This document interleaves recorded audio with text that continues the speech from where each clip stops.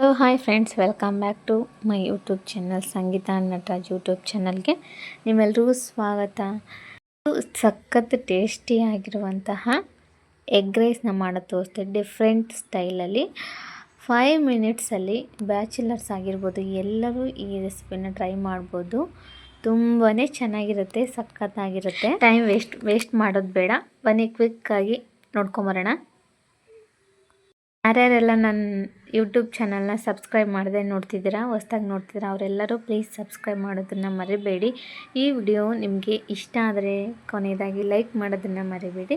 Full video ನೋಡಿ, ಹಾಗಿದ್ರೆ ಮಾತ್ರ ನಿಮಗೆ ಅರ್ಥ ಆಗುತ್ತೆ.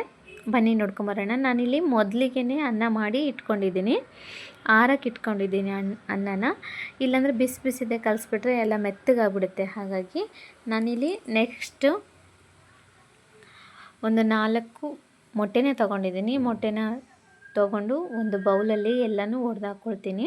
ನಾನಿಲ್ಲಿ 1.5 ಕಪ್ ಅಷ್ಟು ಅಕ್ಕಿ ಇಟ್ಕೊಂಡಿದ್ದೆ. ಕುಕ್ಕರಲ್ಲಿ ಅನ್ನ ಮಾಡ್ಕೊಂಡು ಇಟ್ಕೊಂಡಿದ್ದೀನಿ. ನೀವು ಪಾತ್ರೆಯಲ್ಲಿ ಬೇಕಾದರೂ ಮಾಡ್ಕೊಂಡಿರ್ಬೋದು. ಒಟ್ಟಿನಲ್ಲಿ ಅನ್ನ ಉದ್ರುದ್ರಾಗೇ ಇರಬೇಕು, ಮೆತ್ತಗಿರಬಾರ್ದು, ಇಲ್ಲಾಂದರೆ ಚೆನ್ನಾಗಾಗೋದಿಲ್ಲ, ಕಲ್ಸೋಕ್ಕೆಲ್ಲ ಸರಿ ಆಗೋದಿಲ್ಲ. ಇವಾಗ 4 ಮೊಟ್ಟೆನ ಒಡೆದಾಕ್ಕೊಂಬಿಟ್ಟು ಸೈಡಲ್ಲಿ ಎತ್ತಿಟ್ಕೊಳ್ತೀನಿ. ಅದಕ್ಕಿಂತ ಮೊದಲು ನಾನಿಲ್ಲಿ ಒಂದು ದೊಡ್ಡ ಸೈಜಿನ ಈರುಳ್ಳಿನ ತೊಗೊಂಡಿದ್ದೀನಿ, 2 ಹಸಿಮೆಣಸಿನ್ಕಾಯಿ ಮತ್ತು 2 ಟೊಮೊಟೊನ ತೊಗೊಂಡಿದ್ದೀನಿ. ಇವಾಗ ಇದನ್ನೆಲ್ಲ ಹೆಚ್ಕೊಳ್ತೀನಿ ಚಿಕ್ಕದಾಗಿ. ನಾನಿಲ್ಲಿ ಹಸಿಮೆಣಸಿನ್ಕಾಯಿನೂ ಕೂಡ ಚಿಕ್ಕದಾಗಿ ರೌಂಡ್ ಶೇಪಲ್ಲಿ ಹೆಚ್ಚಿಟ್ಕೊಳ್ತೀನಿ. ಹಾಗೆ ಇದೇ ರೀತಿಯಾಗಿ ಟೊಮೊಟೊನೂ ಚಿಕ್ಕದಾಗಿ ಹೆಚ್ಚಿಟ್ಕೊಳ್ತೀನಿ. ಈರುಳ್ಳಿನ ಮಾತ್ರ ಉದ್ದುದಕ್ಕೆ ಹೆಚ್ಚಿಟ್ಕೊಳ್ತೀನಿ. ಅಷ್ಟು ಇದೇ ರೀತಿಯಾಗಿ ಹೆಚ್ಚಿಟ್ಕೊಳ್ತೀನಿ. ಒಲೆ ಮೇಲೆ ಒಂದು ಪ್ಯಾನ್ ಇಟ್ಕೊಂಡ್ಬಿಟ್ಟು ಅದರಲ್ಲಿ ಒಂದು 2 ಟೇಬಲ್ ಸ್ಪೂನಷ್ಟು ಎಣ್ಣೆ ಹಾಕ್ಕೊಳ್ತಿದ್ದೀನಿ. ಎಣ್ಣೆ ಸ್ವಲ್ಪ ಜಾಸ್ತಿನಲ್ಲೇ ತಗೊಳ್ಳಿ, ಹಾಗಿದ್ರೆ ಮಾತ್ರ ಚೆನ್ನಾಗಾಗುತ್ತೆ ರೈಸ್ ಅಲ್ವಾ.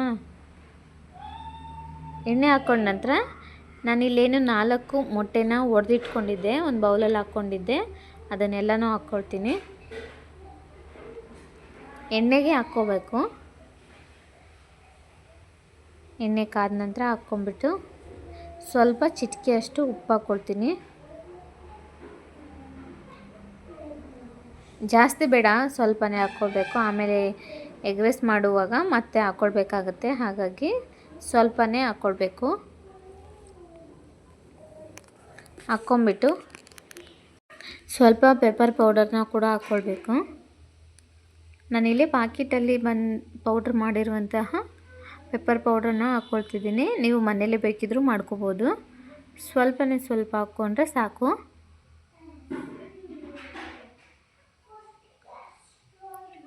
ಹಾಕ್ಕೊಂಡು ಒಂದ್ಸಲ ಚೆನ್ನಾಗಿ ಮಿಕ್ಸ್ ಮಾಡ್ಕೊಳ್ಬೇಕು.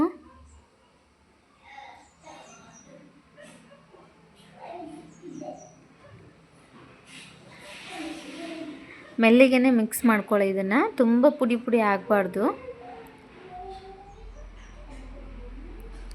ತಳ ಹಿಡಿಬಾರ್ದು, ಹಾಗೆ ನೋಡ್ಕೊಳ್ಳಿ. ಚೆನ್ನಾಗಿ ಮಿಕ್ಸ್ ಮಾಡಿಕೊಂಡು ಎತ್ತಿಟ್ಕೊಳ್ತೀನಿ ನಾನು ಇದನ್ನು ಸೈಡಲ್ಲಿ. ನೋಡಿ, ಇವಾಗ ಆಗಿದೆ, ಚೆನ್ನಾಗಿ ಫ್ರೈ ಆಗಿದೆ. ಈ ರೀತಿಯಾಗಿ ಎಣ್ಣೆ ಬಿಟ್ಕೊಳ್ಬೇಕು, ಅಲ್ಲಿವರೆಗೂ ನಾವು ಚೆನ್ನಾಗಿ ಫ್ರೈ ಮಾಡ್ಕೋಬೇಕು.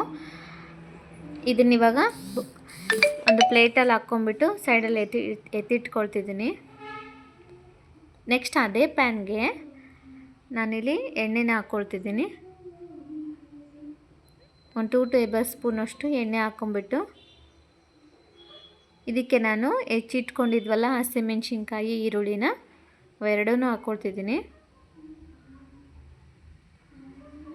ನಿಮಗೆ ಈರುಳ್ಳಿ ಉದ್ದ ಬೇಕಿದ್ರೆ ಉದ್ದ ಹಚ್ಕೊಳ್ಳಿ, ಅಥವಾ ಸಣ್ಣ ಬೇಕಿದ್ರೆ ಸಣ್ಣನೂ ಹಚ್ಕೊಳ್ಳಿ. ಉದ್ದ ಹಚ್ಕೊಂಡ್ರೆ ಚೆನ್ನಾಗಿರುತ್ತೆ. ಇನ್ನು ನಮ್ಮನೇಲಿ ಸಣ್ಣ ಮಕ್ಕಳು ಇರೋದ್ರಿಂದ ಉದ್ದುದ ಈರುಳ್ಳಿ ಹೆಚ್ಚಿಬಿಟ್ರೆ ಅವ್ರು ತಿನ್ನೋದಿಲ್ಲ, ಹಂಗಾಗಿ ನಾನು ಸಣ್ಣಕ್ಕೆ ಹೆಚ್ಚಿ ಹಾಕ್ಕೊಳ್ತಿದ್ದೀನಿ. ಸೈಡಿಗೆ ಎತ್ತಿಟ್ಬಿಡ್ತಾರೆ. ಹಾಕ್ಕೊಂಬಿಟ್ಟು ಈರುಳ್ಳಿ ಹಸಿಮೆಣಸಿನ್ಕಾಯಿನ ಹಾಕ್ಕೊಂಬಿಟ್ಟು ಒಂದು ಸಲ ಮಿಕ್ಸ್ ಮಾಡ್ಕೋಬೇಕು ಚೆನ್ನಾಗಿ. ಈರುಳ್ಳಿ ಚೆನ್ನಾಗಿ ಫ್ರೈ ಆಗಬೇಕು, ಅಲ್ಲಿವರೆಗೂ ಫ್ರೈ ಮಾಡ್ಕೊಂಬಿಟ್ಟು ಇವಾಗ ಚಿಟಿಕೆ ಅಷ್ಟು ಅರಿಶಿನ ಪೌಡರ್ನ ಹಾಕ್ಕೊಳ್ತಿದ್ದೀನಿ.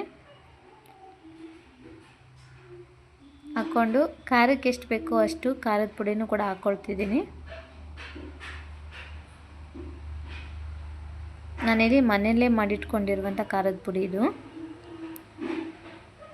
ನೆಕ್ಸ್ಟ್ ಇಲ್ಲಿ ಮಟನ್ ಮಸಾಲನ ಹಾಕ್ಕೊಳ್ತಿದ್ದೀನಿ.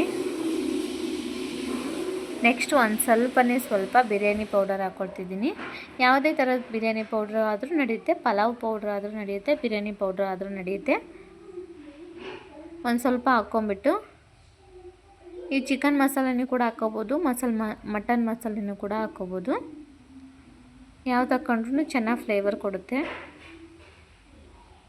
ರುಚಿನೂ ತುಂಬಾ ಚೆನ್ನಾಗಿರುತ್ತೆ.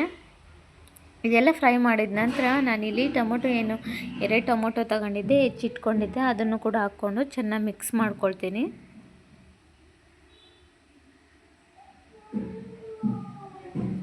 ಅದಕ್ಕೇನೆ ಇವಾಗ ಚಿಟಿಕೆ ಅಷ್ಟು ನಾನು ಉಪ್ಪನ್ನ ಹಾಕ್ಕೊಂಡು ವಿಡಿಯೋ ಮಾಡ್ತಿದ್ದೀನಂತ ಒಂದ್ಸಲ ಮಿಕ್ಸ್ ನನ್ನ ಮಗ ಗಲಾಟೆ ಮಾಡ್ತಿದ್ದಾನೆ. ಏನು ಹೇಳ್ಬೇಕು ಮಕ್ಕಳಿಗೆ. ಜಾಯಿಂಟ್ ಫ್ಯಾಮಿಲಿಯಲ್ಲಿರೋರಿಗೆ ಅಷ್ಟೊಂದು ಮಕ್ಕಳ ಬಗ್ಗೆ ಏನೂ ತೊಂದರೆ ಇರೋದಿಲ್ಲ. ಕೆಲಸದ ಮೇಲೆ ಯಾರೆಲ್ಲ ಹೊರಗಡೆ ಇರ್ತಾರೆ, ಹೆಂಡ್ತಿ ಮಕ್ಕಳು ಗಂಡ ಅಂತಂದೇಳಿ ಅವ್ರಿಗೆ ಗೊತ್ತಿರುತ್ತೆ ಮಕ್ಕಳಿಗೆ ಎಷ್ಟು ಕಾಟ ಕೊಡ್ತಾರೆ. ಒಳಗೆ ಇಟ್ಕೊಂಡ್ಬಿಟ್ಟು ಅವ್ರನ್ನ ನೋಡ್ಕೊಳ್ಳೋದು ಎಷ್ಟು ಕಷ್ಟ ಅಂತಂದೇಳಿ. ನೋಡಿ, ನಾನಿಲ್ಲಿ ಚೆನ್ನಾಗಿ ಟೊಮೊಟೊ ಫ್ರೈ ಆದ ನಂತರ ಚೆನ್ನಾಗಿ ಟೊಮೊಟೊ ಫ್ರೈ ಮಾಡ್ಕೋಬೇಕು. ಅದು ಎಣ್ಣೆ ಬಿಡಬೇಕು ಅಲ್ಲಿವರೆಗೂ. ಟೊಮೊಟೊ ಸ್ವಲ್ಪ ಮೆತ್ತಗೆ ಹಾಕಬೇಕು ಅಲ್ಲಿವರೆಗೂ. ಚೆನ್ನಾಗಿ ಫ್ರೈ ಮಾಡಿಕೊಂಡು ನಾನಿಲ್ಲೇನು ಮೊಟ್ಟೆನ ಹುರಿದಿಟ್ಕೊಂಡಿದ್ನಲ್ಲ, ಪೆಪ್ಪರ್ ಪೌಡರು ಮತ್ತು ಸಾಲ್ಟ್ ಹಾಕ್ಬಿಟ್ಟು ಅದನ್ನು ಕೂಡ ಹಾಕ್ಕೊಂಡು ಒಂದ್ಸಲ ಮಿಕ್ಸ್ ಮಾಡಿಕೊಂಡು ನಾನಿಲ್ಲಿ ಏನು ಅನ್ನನ ಮಾಡಿಟ್ಕೊಂಡಿದ್ದೆ ಆಲ್ರೆಡಿ, ಇವಾಗ ತಣ್ಣಗಾಗಿದೆ, ಅದು ಉದ್ರಾಗಿದೆ. ಅದನ್ನು ಹಾಕ್ಕೊಂಡು ಇಲ್ಲಿ ಸ್ವಲ್ಪ ಕೊತ್ತಂಬರಿ ಸೊಪ್ಪು ಕೂಡ ಹಾಕ್ಕೊಂಡು ಚೆನ್ನಾಗಿ ಮಿಕ್ಸ್ ಮಾಡ್ಕೊಳ್ತಿದ್ದೀನಿ. ನೋಡಿ, ಮಿಕ್ಸ್ ಮಾಡ್ಕೊಂಡಿದ್ದೀನಿ. ಇವಾಗ ಎಷ್ಟು ಚೆನ್ನಾಗಾಗಿದೆ, ಎಷ್ಟು ನೀಟಾಗಿ ಕಾಣಿಸ್ತಿದೆ, ತುಂಬಾ ಚೆನ್ನಾಗಿ ಬಂದಿದೆ. ರುಚಿ ಅಂತೂ ತುಂಬಾ ಸಖತ್ತಾಗಿತ್ತು. ನೀವು ಕೂಡ ಟ್ರೈ ಮಾಡಿ, ತುಂಬ ಈಸಿಯಾಗಿ ಆಗೋಗುತ್ತೆ. ಏನು ಜಾಸ್ತಿ ಇಂಗ್ರೀಡಿಯೆಂಟ್ಸ್ ಏನು ಬೇಕಾಗಿಲ್ಲ. ಇವಾಗ ಸರ್ವ್ ಮಾಡ್ತಿದ್ದೀನಿ. ತುಂಬಾ ರುಚಿಯಾಗಿತ್ತು. ನನ್ನ ಮಕ್ಕಳು, ನಮ್ಮ ಮನೆಯವರು ಎಲ್ಲರೂ ತುಂಬಾ ಇಷ್ಟಪಟ್ಟು ತಿಂದರು. ಒಂದೇ ಥರದ ಎಗ್ ರೈಸು ಮಾಡ್ಕೊಂಡು ತಿಂದು ಬೋರ್ ಆಗಿರುತ್ತೆ ಅಲ್ವಾ, ಈ ಥರನೂ ಟ್ರೈ ಮಾಡಿ. ಅಲ್ಲಲ್ಲೇ ಅದೇನದು ಎಗ್ಗಿಂದಿದೆಯಲ್ಲ, ಎಗ್ಗಿನ ಹುರಿದಿಟ್ಕೊಂಡಿದ್ವಲ್ಲ ನಾವು, ಅಲ್ಲಲ್ಲೆಲ್ಲ ಸಿಗುತ್ತೆ. ತುಂಬಾ ಚೆನ್ನಾಗಿರುತ್ತೆ, ಸಖತ್ತಾಗಿರುತ್ತೆ.